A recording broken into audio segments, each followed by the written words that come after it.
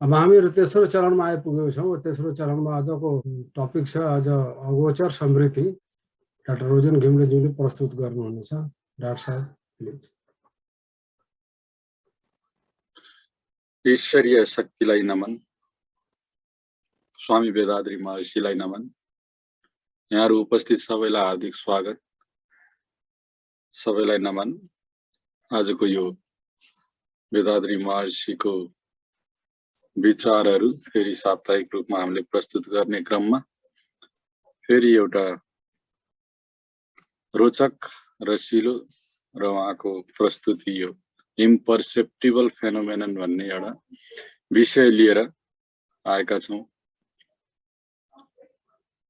यसलाई हामीले नेपालीमा उल्था गर्दा अगोचर समृद्धि भनेर भन्यौं। थोरै म सुरुमा यसलाई पछाडि कुरा नगरिएको चिजहरू खाली शब्दको प्रष्टीकरण मात्रै यहाँ सुरुमा गर्न खोजे।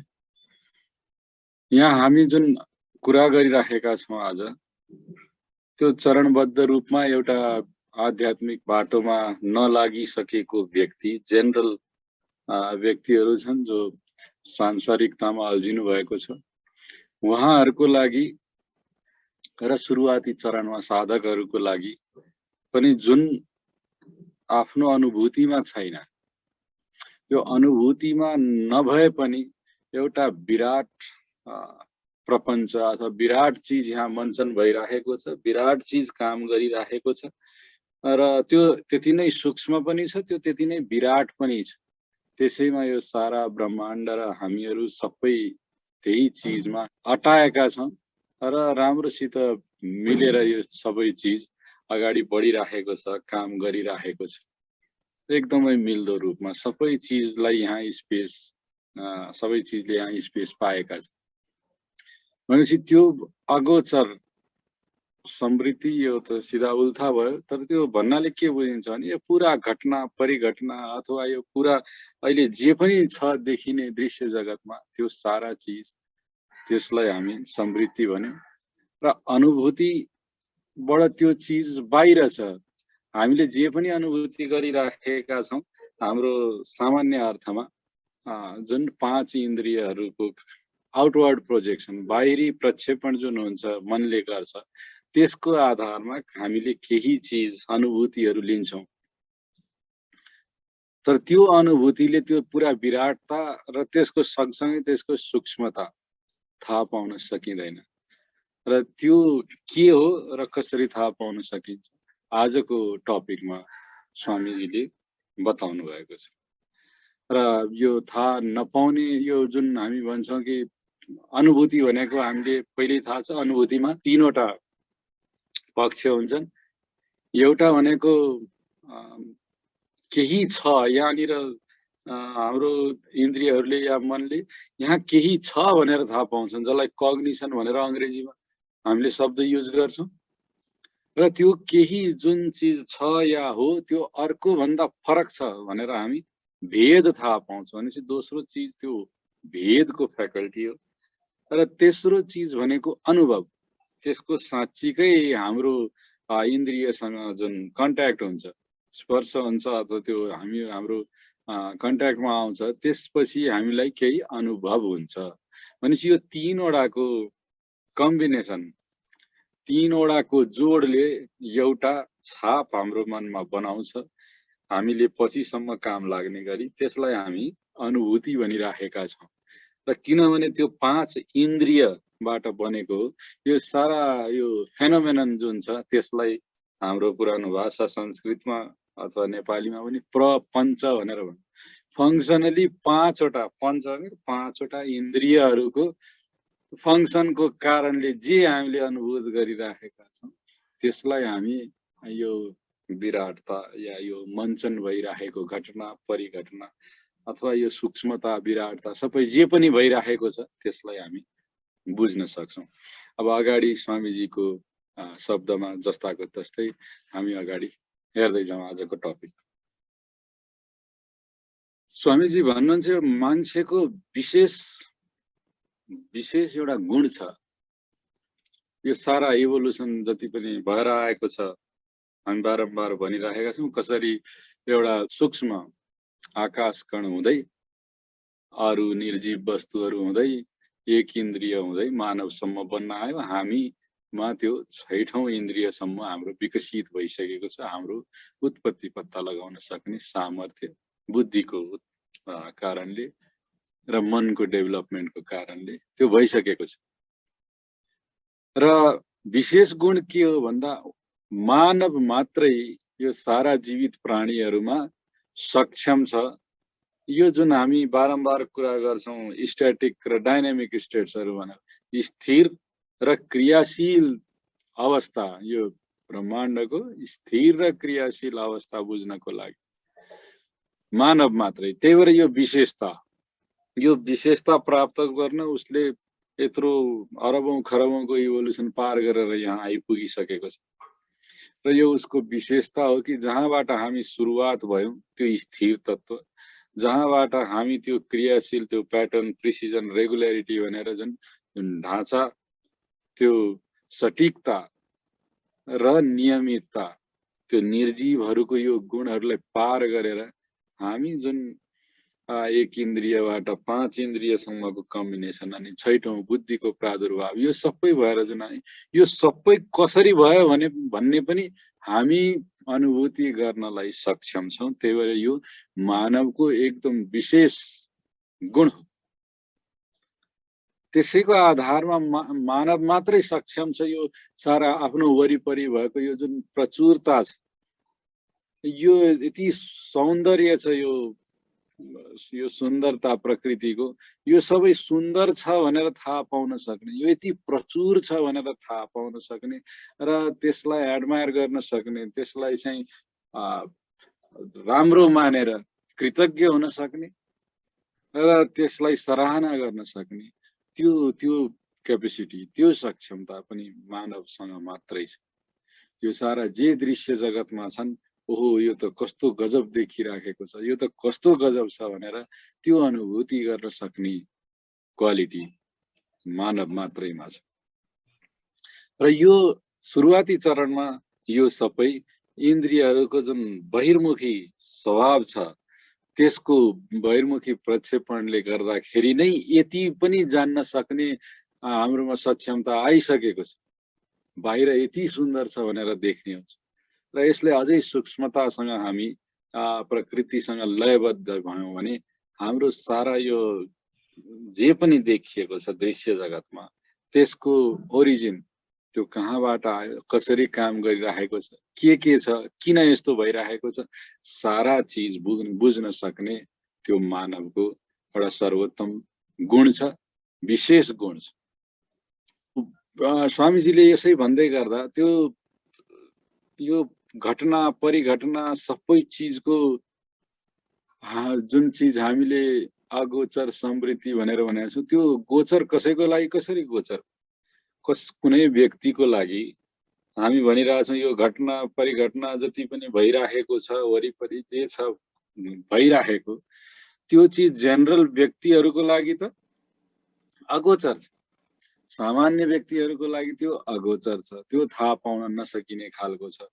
खालि त्यसको प्रचुरता र सौन्दर्य पनि थाहा पाउनलाई मान्छेलाई त्यसमा या त फुर्सद छैन, या त जे देखिरहेको छ त्यसलाई सही त्यो आफू त्यही सही त्यसलाई विवेचना गर्न सक्ने, त्यसलाई लिन सक्ने आफ्नो उसको सक्षमता छैन। कतिपयको आफ्नै मनमा उब्जिएका चिजहरूकै सेरोफेरोमा हरेक दृश्य जगतलाई त्यसलाई इन्टरप्रेट गर्ने र त्यसबाट सुखी या दुखी हुने चिजमै आफ्नो जीवन व्यतीत गरिरहेका छन् धेरै व्यक्ति।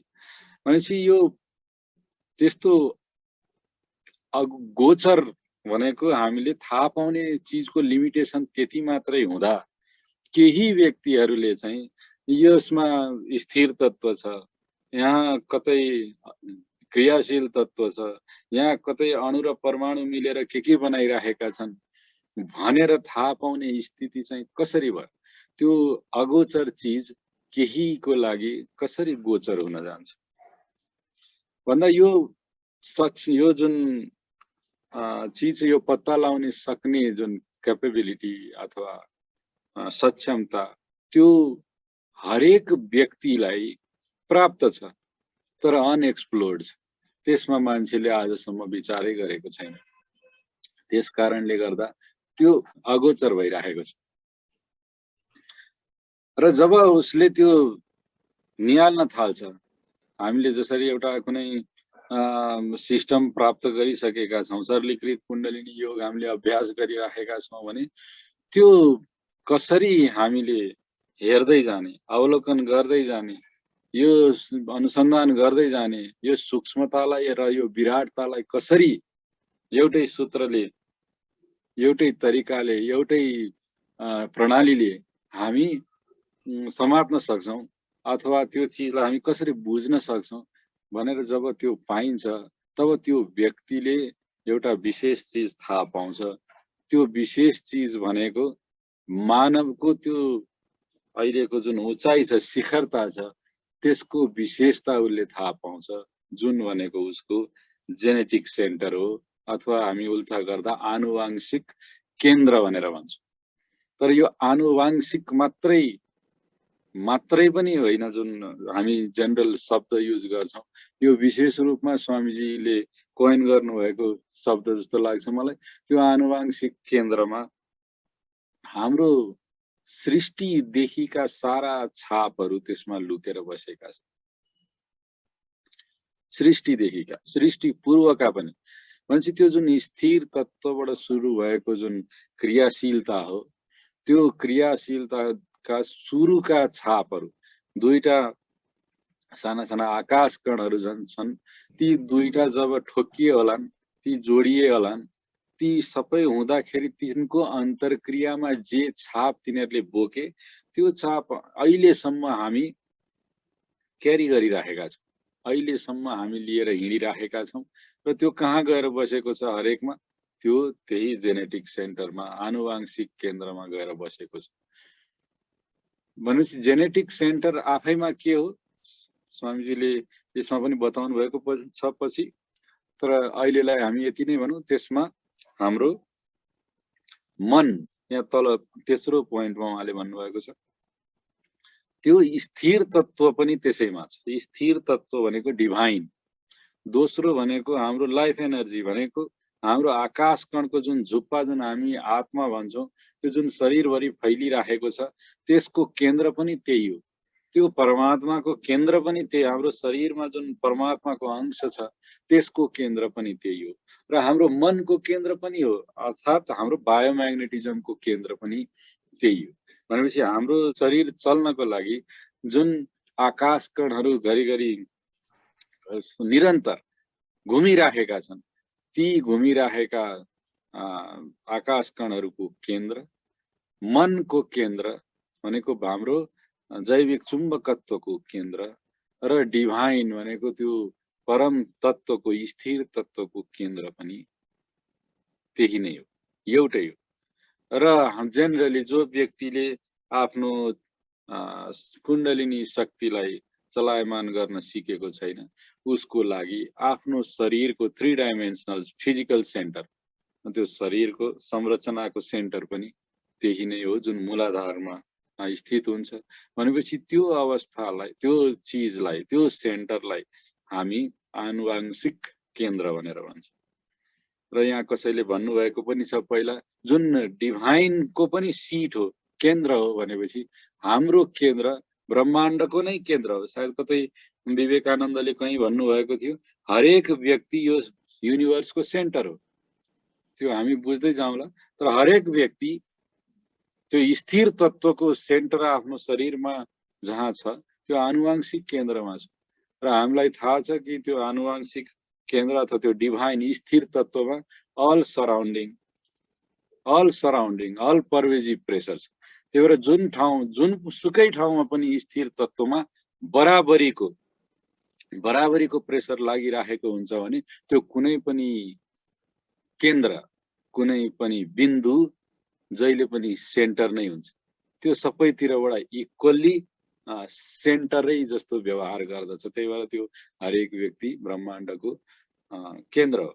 सो यो जुन तीनवटाको कम्बिनेसन छ, त्यो परम तत्त्व, स्थिर तत्त्वको केन्द्र, जुन आकाश कणहरूको घूर्णनशील हुँदाखेरिको त्यसले बनाउने केन्द्र र मन अथवा जैविक चुम्बकत्वको केन्द्र छ, त्यो केन्द्र नै सबैभन्दा विशेष हो र मानवको सबैभन्दा ठुलो सम्पदा पनि त्यही नै हो। र हामी जति हामी यो तीनवटा चिजलाई प्रत्यक्ष अनुभव गर्न थाल्छौँ, हामी त्यो परम तत्त्वसँग एकदमै नजिक नजिक नजिक हुँदै जान्छौँ र एक दिन हामी एक हुने अवस्थामा पुग्दछौँ। र यही केन्द्र हो। यो केन्द्र किन विशेष हो भनेर स्वामीजी भन्दै हुनुहुन्छ। यो केन्द्र त हामी रियलाइज भए पनि, हामीले यो आज पढिराखेको भए पनि, सुनिराखेको भए पनि, अथवा कहिल्यै नसुने पनि, यो त सधैँ नै काम गरिराखेको छ, सधैँ नै काम गरिराखेको छ। र यो जसलाई यो चिज थाहा छैन के हो जेनेटिक सेन्टर भनेर, आनुवांशिक केन्द्र भनेर, त्यो व्यक्तिमा पनि त्यो रहेर त्यो हाम्रो पञ्चेन्द्रिय र इभन यो ज्ञानेन्द्रिय र कर्मेन्द्रिय दुवैको भन्दा फरक रहेर यसले, यो जेनेटिक सेन्टरले एउटा पुलको रूपमा सधैँ आफ्ना वरिपरिका अरू व्यक्तिहरू, समाज, प्रकृति र आफ्ना पूर्वजहरू र आफ्नो आगामी सन्ततिहरूसँग सबैसँग कनेक्सन राखिराखेको छ, सम्बन्ध राखिराखेको छ। अब यो कसरी राखिराखेको छ, एकछिन हामी यसलाई विचार गरौँ। हामी हरेक अर्को व्यक्तिसँग जेनेटिक सेन्टरले कसरी आफ्नो सम्बन्ध राखिराखेको छ। हामी जुन चिज, हामीले कुनै चिज हामीले पर्सिभ गर्यौँ भनेको अनुभूति गर्यौँ भने हाम्रो पञ्चेन्द्रिय मार्फत, त्यो पञ्चेन्द्रिय मार्फत हामीले जे पनि हामीले लिन्छौँ, अथवा कर्म गर्दाखेरि पनि कर्मेन्द्रिय मार्फत जे पनि हामीले लिन्छौँ, त्यो सबै हाम्रो बायोम्याग्नेटिजममा घुमिराखेको छ, जैविक चुम्बकत्वमा घुमिराखेको छ। त्यो घुमिराख्ने क्रममा हामीले कुनै पनि चिज लिँदाखेरि जेनरली 6 वटा ठाउँमा त्यसको इम्प्रिन्ट रहन्छ, त्यो हामीले थाहा पाइसकेका। जस्तो जुन अर्ग्यानले केही चिज थाहा पायो त्यही ठाउँमा, कर्म गर्दाखेरि औँलाले केही, यो ल्यापटपको बटन छोयो भने औँलामा एउटा केही चिज सम्पर्कमा आयो, एउटा दबाब भयो, त्यो दबाब त्यो औँलामा पनि त्यसको रहन्छ छाप, मेमोरीको रूपमा, छापको रूपमा। त्यसपछि त्यो बायोम्याग्नेटिजममा गइसक्यो, त्यो न्युरल पाथबाट ब्रेनमा गइसक्यो भनेपछि ब्रेनमा पनि छाप रहन्छ। बायोम्याग्नेटिजम त ठुलो भाँडो जस्तो हो, त्यसमा त रहिरहन्छ त्यो पुरा उसमा। अनि त्यसपछि त्यो जुन काम गर्ने क्रममा, त्यो क्रिया गर्ने क्रममा जुन हाम्रो आकाश कण खर्च भयो, त्यसको त्यो घर्षण भएर जब त्यो बायोम्याग्नेटिजममा रिलिज हुन्छ भनेपछि केही छाप, एउटा सानो दाग जस्तो अथवा सानो केही चिन्ह चाहिँ हाम्रो जेनेटिक यो के अरे आकाश कणमा पनि रहन्छ भनेपछि आकाश कणमा पनि छाप रहन्छ, जुन अल्टिमेटली हाम्रो आत्मिक केन्द्रमा अथवा आनुवांशिक केन्द्रमा पुग्छ। र त्यो सबै हुने क्रममा केही त्यो ऊर्जा जति बेला हामी एक्सनमा छौँ त्यति बेला रिलिज भएर यो ब्रह्माण्डमा वरिपरि पनि पुग्छ। त्यसलाई हामी सोशल इम्प्रिन्ट भन्छौँ। हामीले गरेका कर्महरूको छाप आफूमा मात्रै हुँदैन, त्यो धेरै सूक्ष्म लहर भएको भएर हामीले आफ्नो भित्र ग्यादर गर्ने त छँदैछ, बाहिर पनि फैलिराखेको हुन्छ र त्यसलाई हामी भन्छौँ सोशल इम्प्रिन्ट। त्यो सोशल इम्प्रिन्ट्सको कारणले गर्दा हाम्रा अरू व्यक्तिहरूसँग र सोसाइटीसँग हामी सम्बन्धित भइराखेका हुन्छ। त्यही भएर हामी कहिले भन्छ आफूले केही सोचिराखेको छ, अर्को व्यक्तिले त्यो सोचलाई टिपेर उसले त्यो अनुसार काम गर्न सक्छ। अरूसँग पनि छ। र हामी पास्ट र फ्युचर जेनेरेसनसँग कसरी गरिराखेका छौँ, किनभने एउटा छाप गएर त्यो केन्द्रको नजिक हाम्रो रिप्रोडक्टिभ सेन्टर छ, ती छापहरू हाम्रा बिउ कोशिकाहरूमा पनि गएर अंकित हुन्छ। सो यो कारणले गर्दाखेरि जुन सधैँ चलायमान छ त्यो सबै चिज हामीसँग छ र त्यसको बेस भनेको एउटा स्थिर तत्त्वले बनाइराखेको छ र त्यही स्थिर तत्त्वको नजिक जे छ, हामी कोषको कुरा गर्दाखेरि आनन्दमय कोष भन्दा पहिला विज्ञानमय कोष भनेर भन्छौँ। त्यो कोषमा रहेका यी सारा इम्प्रिन्ट्सहरूको कारणले गर्दा यो सारा ब्रह्माण्डमा फैलिन्छ, जसको कारणले नेचरसँग हाम्रो कनेक्सन हुन्छ। र यो जेनेटिक सेन्टर आफैमा त एउटा केन्द्र मात्रै हो, त्यो केन्द्रमा सतत रहिरहने स्थिर तत्त्व जसले यो सबै चिजलाई साक्षी जस्तो मात्रै मानेर व्यवहार गर्दछ अथवा देखिराखेको हुन्छ, त्यो स्थिर तत्त्व हो, त्यो डिभाइन स्टेट। बाँकी सबै चलायमान छन्, घूर्णनशील छन्, भनेको आकाशकण र बायोम्याग्नेटिजम। यो सबै चलायमान हुने क्रममा कहिलेकाहीँ ऊर्जा बाहिर निस्रित हुन्छ, कुनै विशेष पार्टमा शरीरको त्यहाँनिर गएर जम्मा भइराखेको हुन्छ। ती छापहरू यसरी कमसे कम 6 वटा ठाउँमा स्वामीजी भन्नुहुन्छ त्यो रहिराखेको हुन्छ। र त्यो 6 वटा कारणले गर्दा हामी 6 थरीमा सम्पूर्ण सारा विश्वदेखि लिएर हाम्रा फेलो बिइङ्स, हाम्रो वरिपरि जति मान्छेहरू छन्, हाम्रो समाज छ, त्यो सबैसँग हामी इन्टरेक्सनमा हुन्छौँ। र त्यो सबै गराउने काम कसको हो? आनुवांशिक केन्द्रको हो। त्यसलाई स्वामीजीले आनुवांशिक केन्द्र भनिराख्नु भएको छ। भनेपछि त्यही कारणले हो कि एउटा समाजमा मानिसहरू एकदमै स्वार्थी, आफ्नो आफ्नो बारेमा मात्रै स्वार्थीपनले सोच्न थाल्यो भने त्यो समाज र त्यो राष्ट्र पनि त्यस्तै हुँदै जान्छ, हरेक व्यक्ति त्यस्तै हुँदै जान्छ। र जुन समाजमा अथवा जुन सानो भए पनि जुन सोसाइटी बनेको हुन्छ त्यो राम्रो छ भने त्यहाँका हरेक व्यक्ति त्यसै गरी गर्न थाल्छन्, किनभने एउटाको सात्विकता, एउटाको सत्कार्यको भाव, एउटाको करुणायुक्त भावले अरू आफ्नो वरिपरिका 10-15 जना कमसे कम व्यक्तिहरू उसको विल पावरको आधारमा उसले इन्फ्लुएन्स गर्न सक्छ। उसले जानेर इन्फ्लुएन्स नगरे पनि त्यो भइराखेको हुन्छ, किनभने जेनेटिक सेन्टर सधैँ सबैसँग तादात्म्यमा रहन्छ। यो कारणले गर्दाखेरि हामी विशेष छौँ, मानव विशेष छ, र त्यो विशेषता हामीले प्रत्यक्ष अनुभूत गर्न सक्छौँ। पढेर मात्रै होइन, लजिकली मात्रै होइन, हामी प्रत्यक्ष अनुभूति गर्न सक्छौँ। त्यो स्वामीजीले अगाडि बताउनु भएको छ। म्यान इज क्यापेबल, मानव सक्षम छ। के गर्न सक्षम छ? त्यो महानता, जुन जेनेटिक सेन्टरको महानता बुझ्नलाई, बोध गर्नलाई सक्षम छ। त्यो बोध गर्न किन जरुरी छ भने अघि भने जस्तै त्यसमा यो ब्रह्माण्डको सुरुवाती समयदेखिका सबै चिजहरू अंकित छन्, सबै चिजहरू अंकित छन्, सबै घटनाक्रमहरू अंकित छन्, के भए सबै छन्। र त्यो सबै चिज थाहा पाउनको लागि हामीले के मात्रै गर्नुपर्छ भने जुन कारणले हामीलाई बाधा गरिराखेका छन् त्यो बुझ्न नसक्नुमा तिनीहरूलाई हटाउनु पर्छ।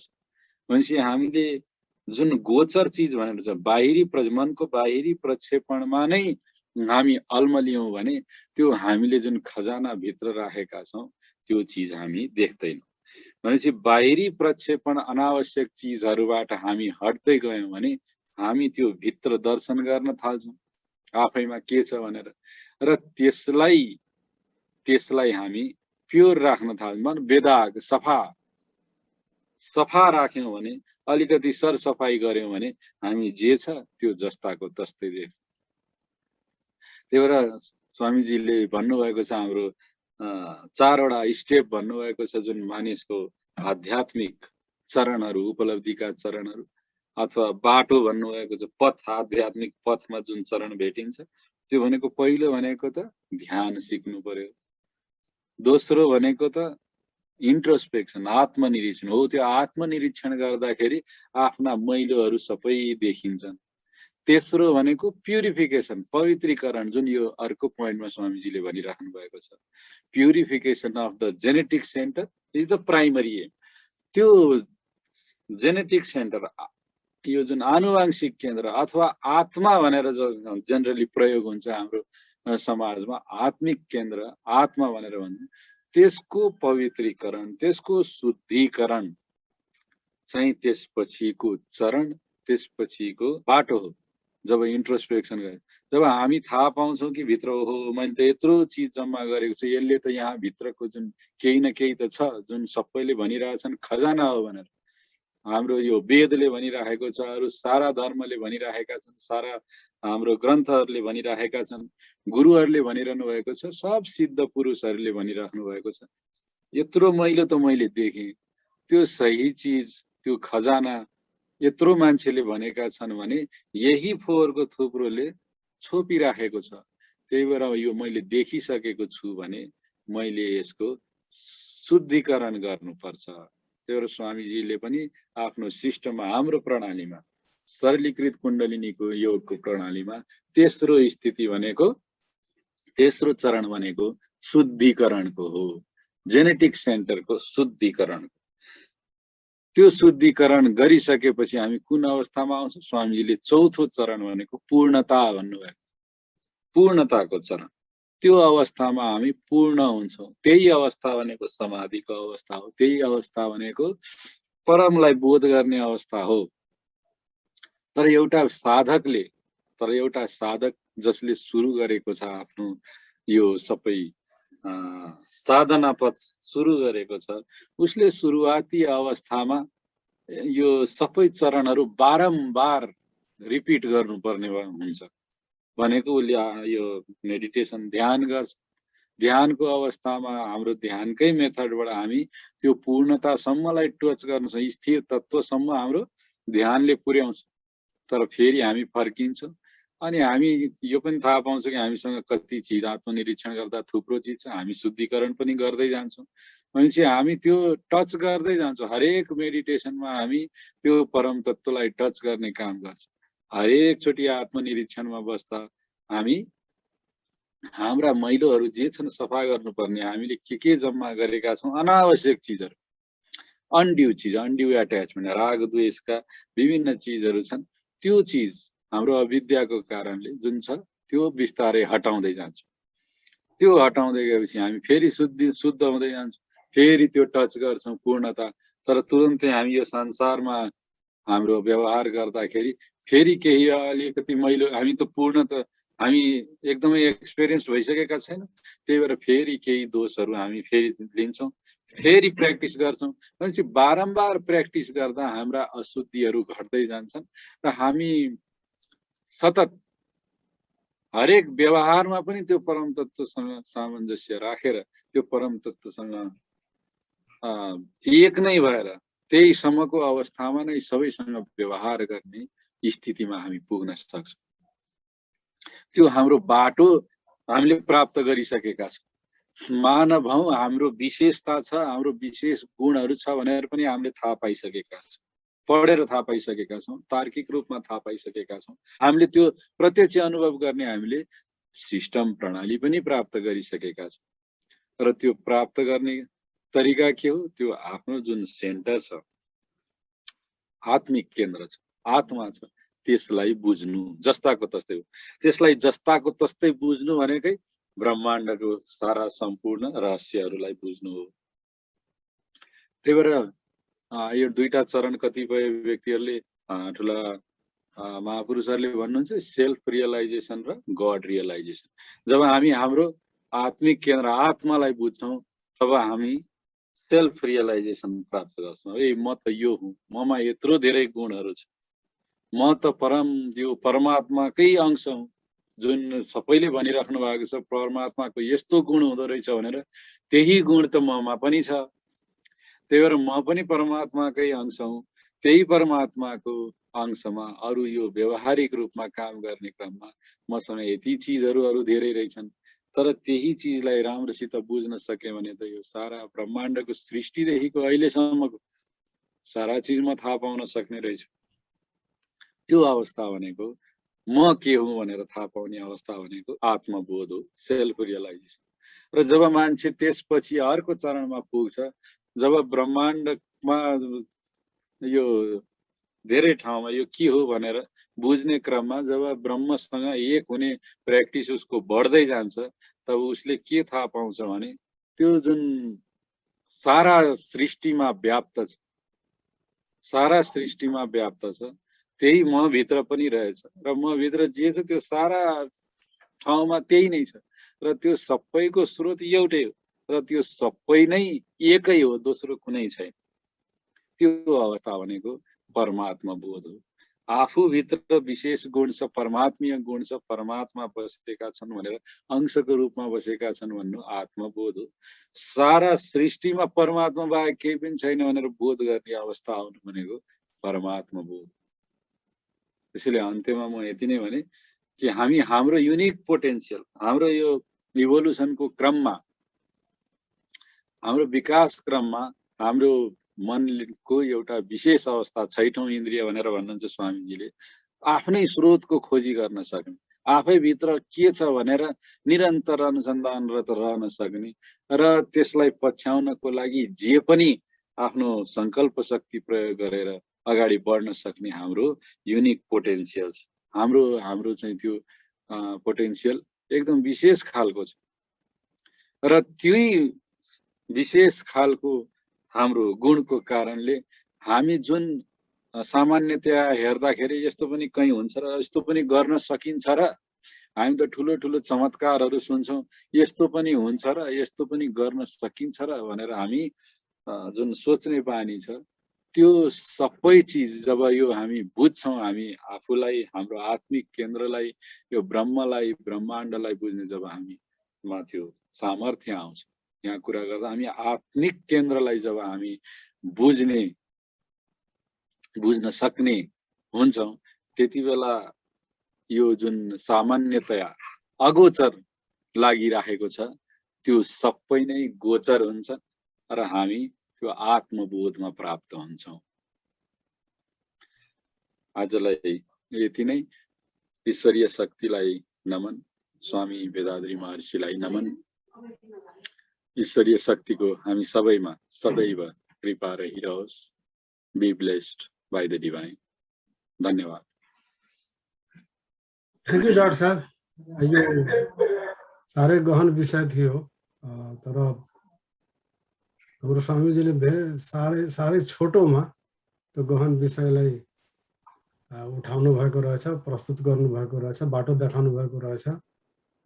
र के छ भने सबै त आफैमा छ, देखिएको नदेखिएको मात्रै हो। प्रयास गरियो भने त्यो सबै देखिन्छ, भेटिन्छन्। र खास गरेर हाम्रो स्काई मेडिटेसनको सिस्टममा रिलेटिभली यो सजिलो छ। र यस्तो राम्रो प्रस्तुतिको लागि, महत्त्वपूर्ण प्रस्तुतिको लागि यहाँ सबै धेरै धेरै धन्यवाद। साथीहरू, डाक्टर साहबलाई हामी धन्यवाद दिउँ। Doctor Rojan, be blessed by divine, be blessed by divine, be blessed by the divine. Doctor रोजनको पूरै परिवार be blessed by divine, be blessed, be blessed.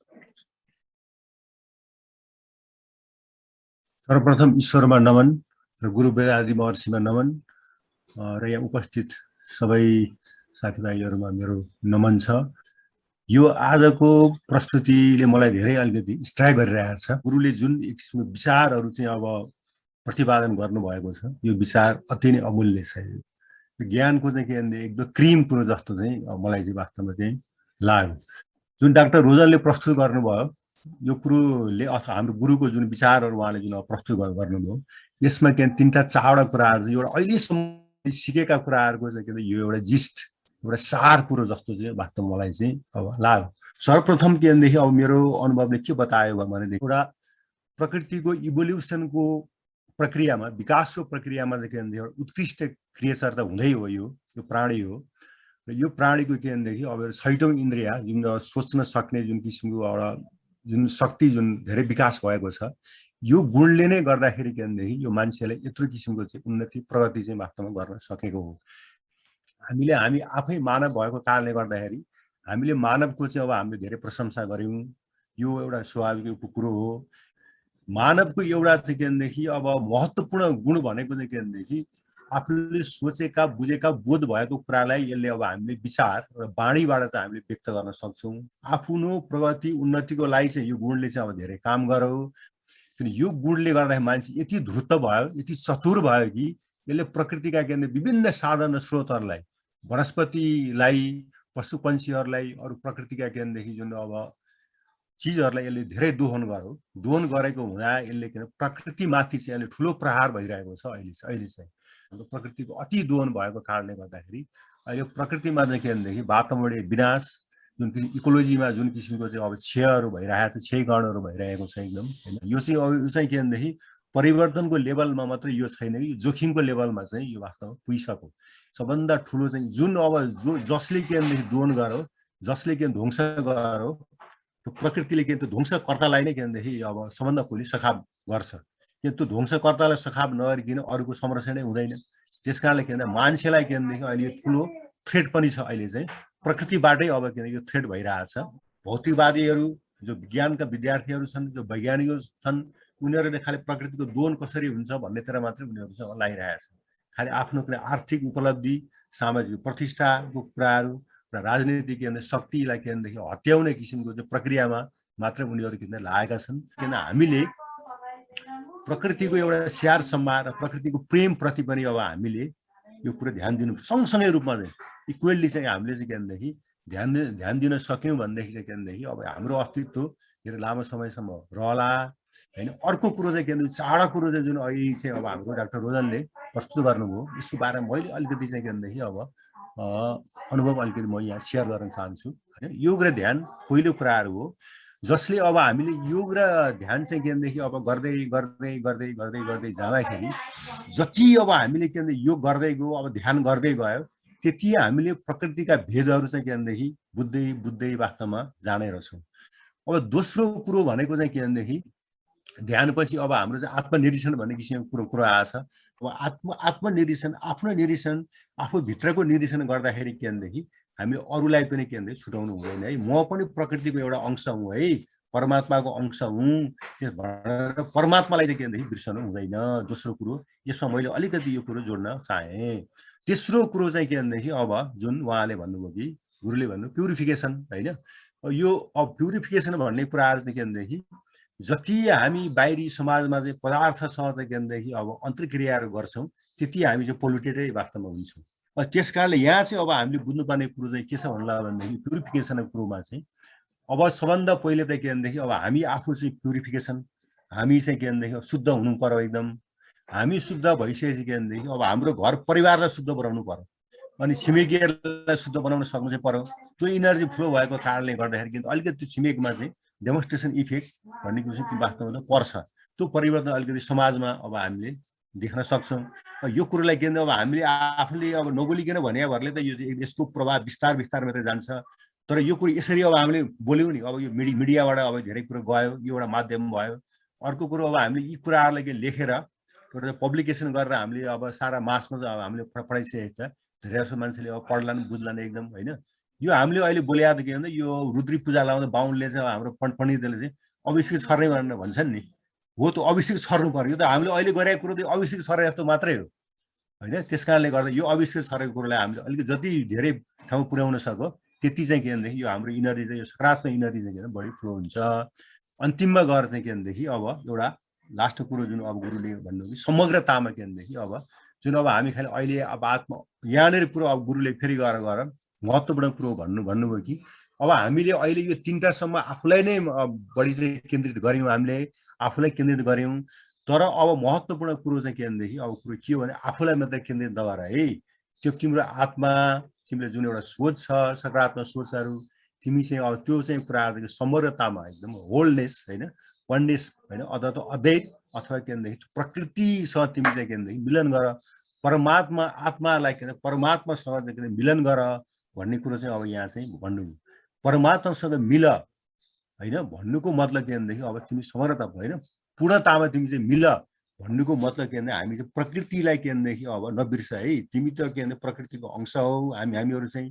त्यस कारणले के भनेदेखि अब प्रकृतिसँग के भनेदेखि मिल्नु, प्रकृतिसँग जब हामी मिल्न सक्छौँ, प्रकृतिलाई जब हामीले के भनेदेखि बुझ्छौँ, प्रकृति नै सबै कुरो हो, हामी नै प्रकृतिका के उपज हौँ। त्यस कारणले के जब हामीले प्रकृतिलाई जति अब हामीले माया गर्न सक्छौँ, हामीलाई पनि प्रकृतिले त्यति नै माया गर्नुहुन्छ। त्यस कारणले यो हाम्रो अस्तित्व चाहिँ यो जुन सृष्टि छ यो सृष्टि चाहिँ के भन्दा धेरै लामोसम्म रहन सक्छ। त्यस कारणले गर्दाखेरि के भन्दा यो गुरुले भनेको आज चारवटा चाहिँ अब जुन बाणीहरू छ यो चाहिँ अहिलेसम्मको बुझेको एउटा सार कुरो रहेछ यो कुरा चाहिँ। यो सार कुरोलाई के भनेदेखि बुझ्दाखेरि के भनेदेखि अब आफूलाई मात्रै केन्द्र नबनाएर जहिले पनि प्रकृति पञ्चतत्त्वहरू प्रकृतिलाई चाहिँ पनि सँगसँगै प्रकृतिलाई बिर्सनु हुँदैन है। प्रकृतिलाई नबिर्सिकन नभुलिकन हामी सँगसँगै प्रकृतिको साथमा हामी हिँड्न सक्यौँ भने हाम्रो पनि कल्याण र अरूको पनि कल्याण र प्रकृतिको सबैको कल्याण हुन्छ भन्दै मेरो आफ्नो चाहिँ के भनेदेखि यो अनुभवहरू यी मैले अन्त गर्न चाहेँ। फेरि ईश्वरप्रति नमन छ, गुरु वेदादि महर्षिप्रति नमन छ, यहाँ सबैप्रति नमन छ। र फेरि म डाक्टर रोजनले जुन प्रस्तुति गर्नुभयो, जुन यो विचारको एउटा उत्तेजना उहाँले एउटा वेभ जुन छर्नुभयो, यसको लागि के भन्दा उहाँप्रति फेरि पुनः आभार प्रकट गर्दै उहाँलाई धन्यवाद दिन चाहन्छु। Be blessed by the divine, be blessed by the divine, be blessed by the divine. Om Shanti, Shanti, Shanti. Doctor साहब, हजुरले चाहिँ धेरै राम्रो विचार दिनुभयो, व्यवहारिक कुरा हो। मानिसले गर्नुसम्म गरिसक्यो, अझ गर्दैछ र यसको परिणाम पनि के हुन्छ डाक्टर साहबले राम्रै चाहिँ गर्नुभयो। वेदाद्री महर्षिको जुन यो छ एकदम सिम्पल हिसाबले अहिलेको समयको मानिसहरूको लागि नै उहाँले यो वेदाद्री हामीलाई दिनुभयो। यसमा एउटा कुरा के छ भने आफूले बुझ्नुस्, आफूले बुझ्ने बित्तिकै ईश्वरले बुझ्नुहुन्छ, ईश्वरले बुझ्ने बित्तिकै सारा प्रकृति आफ्नै हो। जब सबै आफ्नै हो भने किन कसैलाई नष्ट गर्ने भन्ने कुरा आफै सिक्छ। अनि त्यस कारणले स्वामी वेदाद्रीले कुनै पनि हालतमा धेरै उपदेश यताउता यो गर्नुपर्छ त्यो गर्नुपर्छ भन्नु भएन कि उहाँले यो चाहिँ एउटा ज्ञान आफै आउँछ। र हामीले पनि अरू पनि साहित्यहरू हेर्दैछौँ, अरू ज्ञाताका यस विषयका ज्ञाता गुरुहरूको पनि पढिरहेछौँ, छलफल गर्दैछौँ। के देखिन्छ भने एउटा सबैले यो कुरा भनेको छ कि त्यो बुझ्ने बित्तिकै बाँकी यो सृष्टिको यसरी क्लियर हुन्छ कि त्यो मान्छेले अरू केही सोच्नु पर्दैन, प्रकृतिको महाभक्त हुन्छ, उसबाट कुनै त्यो गलत हुँदैन। अब कुरा के आयो भने हजुरले भने एकदम राम्रो हो कि यसलाई डिसिमिनेट चाहिँ गर्नु पर्यो, धेरैभन्दा धेरै मान्छेले सिक्नु। वेदाद्री महर्षिले यो कोसिस गर्नु भएन कि उहाँ आफैले आफ्नो चेलाहरूको मार्फतबाट विश्वभरि प्रचार प्रसार गर्नु। उहाँको चक्कर के थियो भने उहाँको विचार कि धेरैभन्दा धेरै मानिसहरू, खास गरेर विद्यार्थीहरू, शिक्षकहरू, साइन्टिस्टहरू, राजनेताहरू, वैज्ञानिकहरू सबैले सिक्नु। अब सिकेपछि के हुन्छ भन्नै पर्दैन, मुख्य कुरा हो कि सबैले सिक्नु। तपाईँ यो गर्नुपर्छ त्यो गर्नुपर्छ भन्नै पर्दैन, उसको ज्ञान आफै आउँछ, आफै त्यो लाइनमा जान्छ। च्यालेन्ज के हो भने उहाँ कहाँ पुग्ने कसरी। अब जस्तै नेपालको लागि हाम्रो च्यालेन्ज त्यही हो। अब हामीले त 100 के 150 पनि पुर्याउन सकेका छैन, त्यो पनि विद्यार्थीहरू छन्। अब ठुला मान्छेहरूमा कसरी पुग्ने, त्यो हाम्रो अहिलेसम्म त मोमेन्टम गेन गरेको छैन। बरु यदि हामी त्यो गर्न सक्यौँ भने सम्भवतः ठुलो कन्ट्रिब्युसन हुन्छ र यो प्रकृतिको रक्षामा हामी धेरै थोक गर्न सक्छौँ। Let us hope. डाक्टर साहब, यहाँलाई धेरै धेरै धन्यवाद छ यस्तो चाहिँ बडा राम्रो विचारको लागि। साथीहरू, डाक्टर साहबलाई धन्यवाद दिउँ। Doctor Thapa, be blessed by divine, be blessed by divine. Doctor थापाको पुरै परिवार बी ब्लेस्ड बाइ डिभाइन।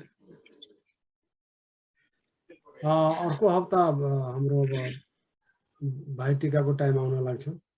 अर्को हप्ता हामी स्थगित गरौँला, म फेसबुकमा पनि हामी फ्लोट गर्छौँ, त्यसपछि म फेरि भेटौँला।